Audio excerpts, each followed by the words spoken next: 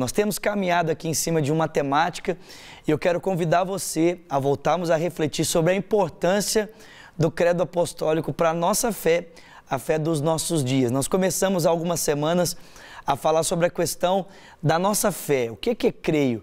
E a gente falou que crer não é apenas você ter uma crença. Fé é diferente de você ter uma crença. Você ter uma crença pode girar em torno da razão, pode girar em torno do raciocínio, do pensamento, mas fé é diferente. Fé é algo prático, fé é algo que a gente faz, fé é algo que a gente vive. E nós temos essa fé em Deus, Deus, o Pai Todo-Poderoso, Criador dos céus e da terra. Não cremos apenas em um Deus que é completamente poderoso, capaz de fazer todas as coisas pelo poder da sua palavra, mas nós cremos que esse Deus, Ele também é um Pai amoroso. Ele é um Pai que nos ama, que nos acolhe e que deseja se relacionar conosco como seus filhos. Nós também temos falado que cremos no Espírito Santo, esse Espírito de Deus que habita em nós, esse Espírito que tem gerado a igreja. Mas é interessante perceber que de todo o credo, a maior parte do credo é concentrado na pessoa de Jesus. Creio em Jesus Cristo, seu único Filho, nosso Senhor. Cremos que Ele foi concebido pela obra do Espírito Santo, que Ele padeceu, nasceu do ventre da Virgem Maria, padeceu sob o poder de Pôncio Pilatos, Ele foi crucificado, morto, sepultado, desceu à mansão dos mortos, ressuscitou ao terceiro dia, subiu aos céus e está sentado à direita de Deus o Pai Todo-Poderoso, de onde há de vir a julgar os vivos e os mortos. Gente, e é muito importante compreender por que a maior parte do credo apostólico é centrado na pessoa de Jesus. É porque toda a compreensão que nós temos sobre o Pai, sobre o Espírito, sobre a igreja, parte da pessoa de Cristo. Você pode ser um judeu crendo no Pai Todo-Poderoso e não necessariamente ser um cristão. Você pode ser alguém que crê em misticismo sem necessariamente ser cristão, Você crê em experiências místicas, Você crê no toque, sobrenatural, sem necessariamente ser um cristão. Para você ser um cristão, é necessário que você creia em Cristo. Agora, no Cristo conforme revelado nas Sagradas Escrituras. E a gente já viu aqui que nós cremos no Jesus Cristo, que é o Filho de Deus. E a gente viu que ser Filho de Deus significa que Jesus tem um lugar de apreço, de amor, de aceitação. Cremos em Jesus Cristo, Filho de Deus, que foi concebido pela obra do Espírito Santo. E por que crer que Jesus foi concebido pela obra do Espírito é importante para nós? Muito simples. Quando nós lemos que Jesus foi concebido pela obra do Espírito, a gente aprende com isso que para a obra da salvação, Deus não depende em nenhum momento de mim e nem de você. Deus não depende de nós para nos salvar. Assim como Jesus, Ele sai do mundo por uma ação extraordinária, sobrenatural, Ele ressuscita dos mortos e é elevado aos céus para ser exaltado à direita de Deus, assim também Ele entra do mundo. Ele entra por uma ação extraordinária do Espírito Santo, que o faz ser concebido no ventre da Virgem Maria. Gente, isso é muito importante para nós. Por quê? Porque se a gente entende que todo o caos que a humanidade experimenta tem a ver com a nossa separação de Deus, quer dizer, tudo que a gente experimenta como caos tem a ver com o fato de estarmos em pecado, de estarmos separados de Deus.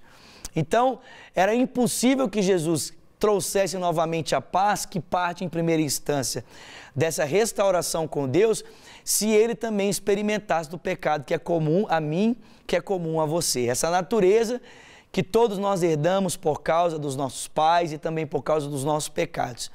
Então, Jesus nasce de maneira virginal com um propósito. Qual é o propósito?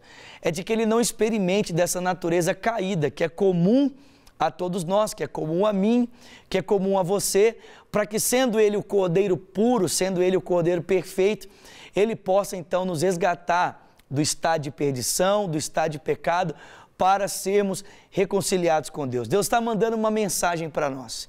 E qual é a mensagem que Ele está nos mandando? A mensagem é a seguinte: olha só, para te salvar, eu não preciso de você, eu não dependo de você, eu faço tudo pela graça, tudo pela misericórdia, tudo como um favor imerecido para que você seja alcançado. Nós cremos em Jesus Cristo, que foi concebido pela obra do Espírito, no ventre da Virgem e que padeceu sobre o poder de Pôncio Pilatos.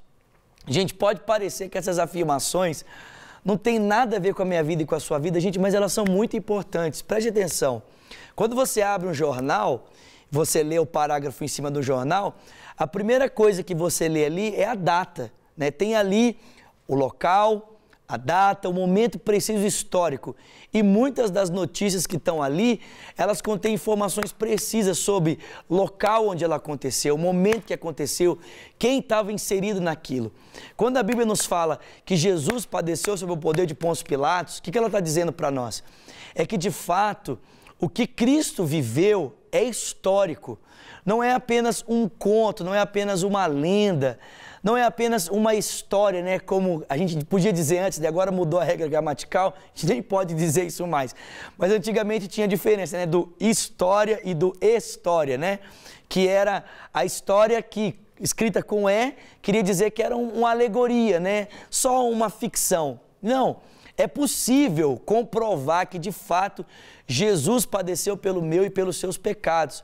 Né? Eu não tive essa oportunidade ainda, não sei se você já teve, mas eu nunca fui em Israel. Aliás, é um sonho particular, quero muito ir para Israel. Mas não com a finalidade apenas de fazer turismo religioso, mas com um propósito mais arqueológico, né? Um propósito mais para estudar. Por quê? Porque ali naquele lugar a gente pode encontrar realmente as evidências históricas de tudo aquilo que a Bíblia nos conta como narrativa. Quer dizer, você vai em Israel e você encontra ali, né, na Jerusalém Antiga, os locais por onde Cristo passou. Você vai ver ali o Mar da Galileia, você vai ver ali as ruas por onde Jesus passou, você vai ver ali o Gólgota, você vai ver o sepulcro. E é muito interessante que você vai ver o sepulcro vazio. Por quê? Porque é possível perceber, existem fatos históricos que comprovam que realmente Jesus Cristo ressuscitou. O Pôncio Pilatos está ali no credo simplesmente para lembrar para mim e para você que realmente nós não estamos crendo numa paráfrase, nós estamos crendo em uma parábola, em uma alegoria, né? Não é um mito, não é uma lenda.